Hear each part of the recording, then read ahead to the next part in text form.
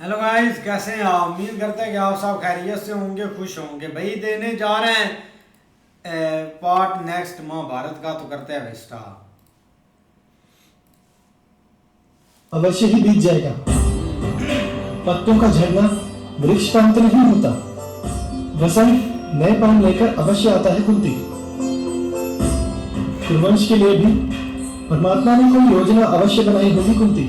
आप कितने धैर्य से भरे और सहनशील हैं आर्य। क्योंकि कुरुवंश ने ऐसा दुर्भाग्यपूर्ण समय पहले भी देखा है कुंती।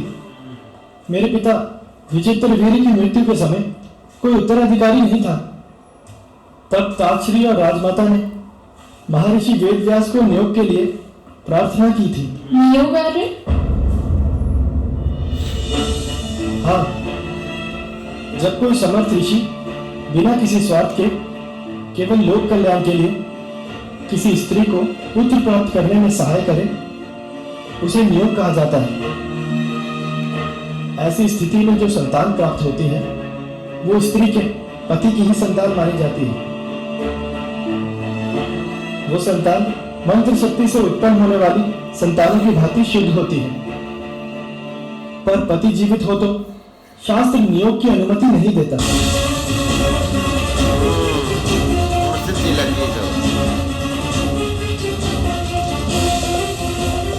मैं ऋषि प्रवासा एक मंत्र देता हूँ जिससे तुम किसी देवता का आवाज उस देवता को बुला पाओ, उस देवता की तरफ पुत्र की प्राप्ति कर पाओ। मंत्र की शक्ति अधूरी नहीं जाती। मेरे विलीन होते ही मेरे तेज का एक अंश बालक के रूप में तुम्हारे पास रह जाए।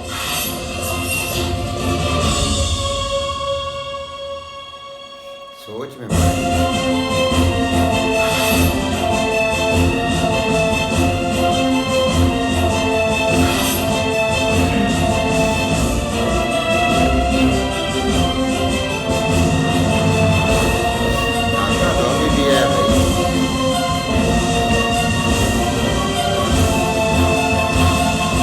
आपको एक पुत्र है आर्य?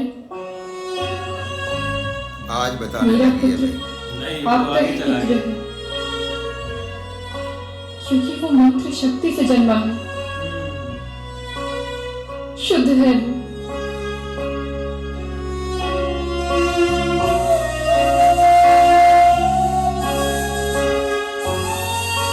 लो भाई, आज धागा खोल दिया है।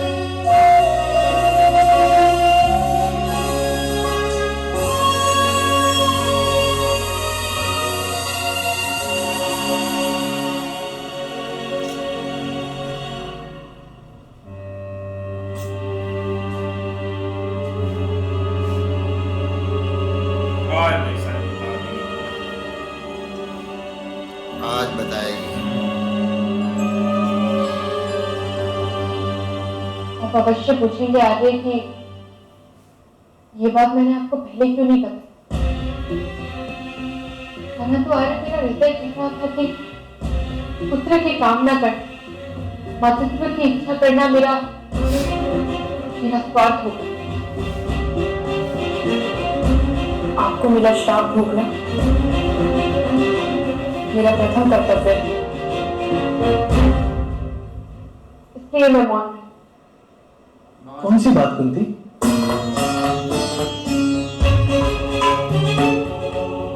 ओ नो,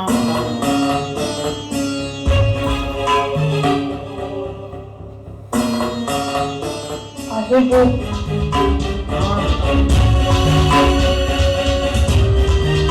मुझे ऋषि दुर्वासा ने एक वरदान दिया। वो दूसरी बात। उन्होंने मुझे एक मंत्र दिया था।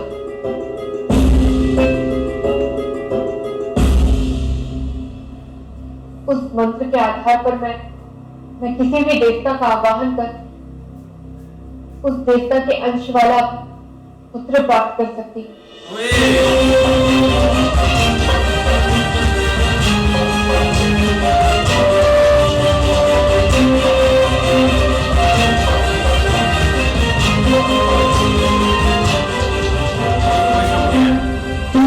उसने उल्टो तुम सत्य कह रहे हो मतलब कुंती? बोला है ना। हाँ, नहीं बोला, आपने बोला सीधा सीधा पर अपने बेटे बिना पहले का हरण नहीं किए बताया।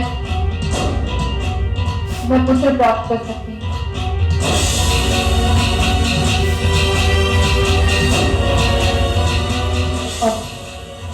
और अगर मैंने तुम्हारे पास इतना बड़ा वरदान है कुंती, मुझे तो विश्वास ही नहीं होता। वो भी पूरी नहीं ने सुन रहा भाई।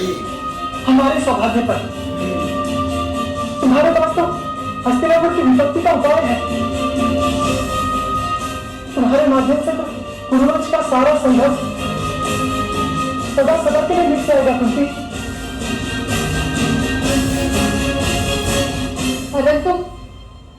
परंतु आर्य मेरी पूरी बात तो सुनिए आर्य। मैंने सब सुन लिया कुंती। भाई सुनो के वंश पर उपकार करने आई हो।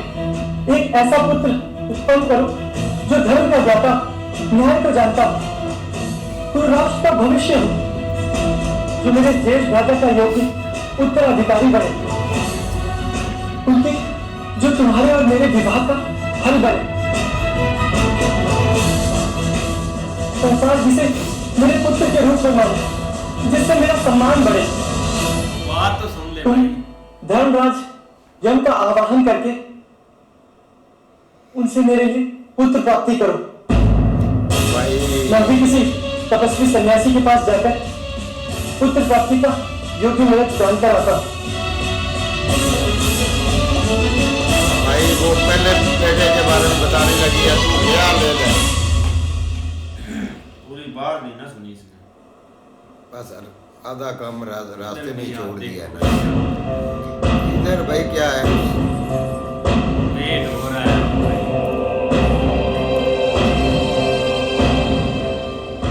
क्या विधान है ग्रहों का आचार्य जैमिनी? गांधारी के गर्भ का प्रसव क्यों नहीं हो रहा?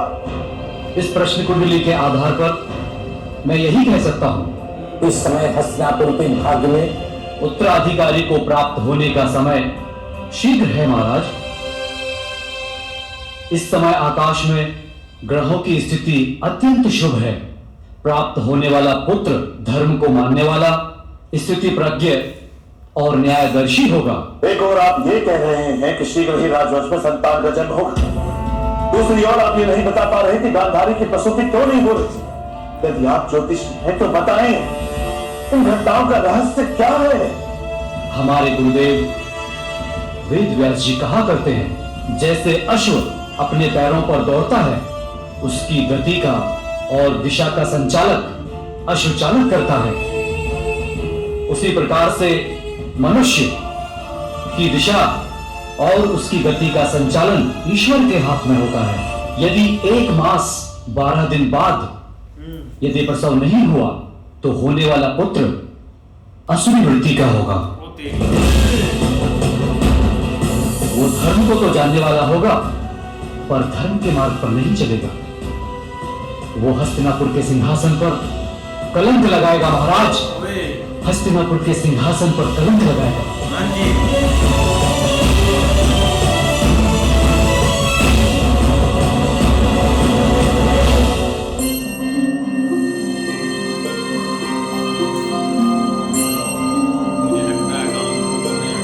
इधर भाई नया काम शुरू हो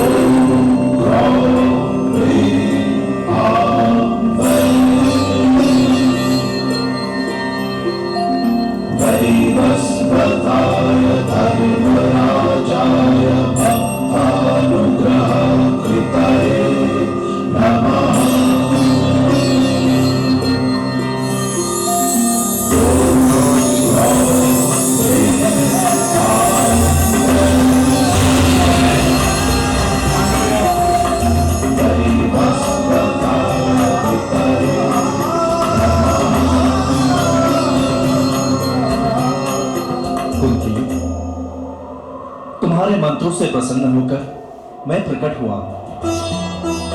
तुमने इस मंत्र के माध्यम से मेरा आवाहन किया है, इसलिए अवश्य ही तुम्हें संतान की कामना होगी। सिर्फ संतान ही नहीं भगवान, आपके गुणों से मंडित पुत्र की कामना है हमें। ऐसे पुत्र की कामना है हमें जो धर्म में सदा दृढ़ रहे, जो सुख दुख में हस्तिनापुर की प्रजा का मार्गदर्शन करे, जो मेरे पूर्वजों के संतोष का कारण बने। तुम दोनों धन्य हो जिन्हें किसी भी प्रकार की सत्ता एवं संपत्ति से पहले धर्म का विचार आता है। धर्म का आधार होता है करुणा, करुणा का आधार होता है न्याय और न्याय का आधार स्थिरता।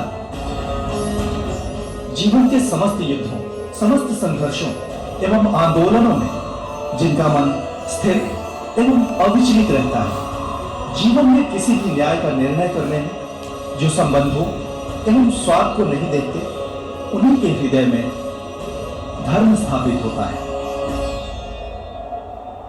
तुम दोनों का पुत्र अवश्य ही ऐसी स्थिर बुद्धि वाला होगा।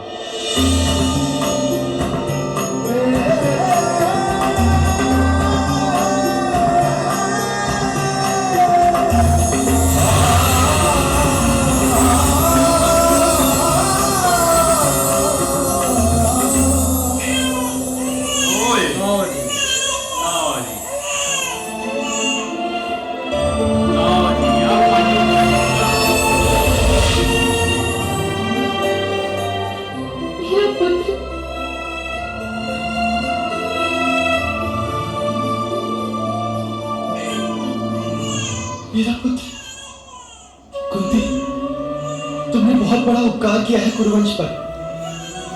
मेरा पुत्र धर्मराज का रूप होगा, युद्ध में सदैव स्थिर रह पाएगा।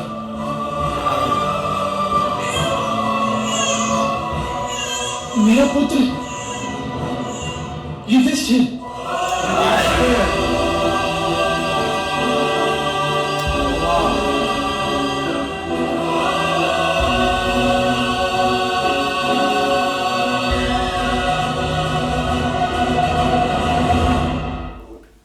कमाल का पाठ था यार। बिल्कुल यार, काफ़ी अच्छा पाठ था, क्योंकि भाई एक जो जब भी कुंती जी ने पूरी बात बतानी थी ना, वो सुनी नहीं है महाराज पांडु ने। लेकिन ये क्या नहीं, ऐसे ही है। लेकिन सबसे जो बड़ी प्रॉब्लम थी ना भाई, दोनों साइडों से ये सिस्टम चल गया, क्योंकि हस्तिनापुर में भाई गंधारी को एक औलाद या उनको संतान नहीं प्राप्त हो रही। बाकी इधर भी पांडु भी इस बात पर परेशान था कि कुछ सीन ऐसा हो आगे भाई गद्दी हमारी चलती रहे।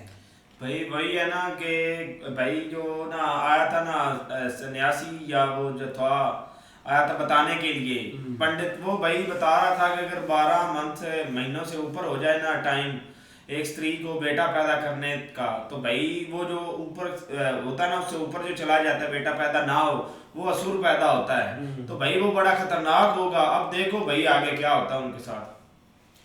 भाई कुंती ने तो अपनी बात बताने की कोशिश की थी, लेकिन भाई जब पांडु को पता चला है कि ये पुत्र अपना इनको मिल सकता है, तो भाई उसने तो खुशी खुशी में जो है ना उधर वो अपना किसी और पंडित के पास गया है और उसका हल निकालने के लिए। लेकिन जब भाई वो इधर आए हैं अपना पहाड़ पे, तो वहाँ पर भाई उन्होंने दुआ की है और अपना देव आ गए और उन्होंने भाई पुत्र भी दे दिया है। और आगे आप देखते हैं भाई उनको पुत्र तो बहुत अच्छा नसीब हुआ है। नहीं बिल्कुल ऐसे ही है, उसका नाम भी रख दिया युधिष्ठिर भाई। लेकिन ये कि भाई दूसरी तरफ हालात अभी कुछ ठीक नहीं लग रहा है, क्योंकि जिस तरह आगे वो पंडित जी ने बताया भी है ना उनको कि भाई अगर वो इस तरह आगे जाके मतलब एक टाइम पीरियड है, उसके बाद अगर पैदा होगा ना तो वो हस्तिनापुर के लिए कोई एक अच्छा सीन नहीं होगा, साइन नहीं होगा, वो एक खतरनाक होगा। लेकिन देखो भाई आगे उस साइड के ऊपर क्या होता है। लेकिन इधर भाई बहुत खुशी की खबर आ रही है। हाँ जी, देखते हैं भाई नेक्स्ट पार्ट में। तब तक के लिए चैनल को जरूर सब्सक्राइब कर लीजिएगा।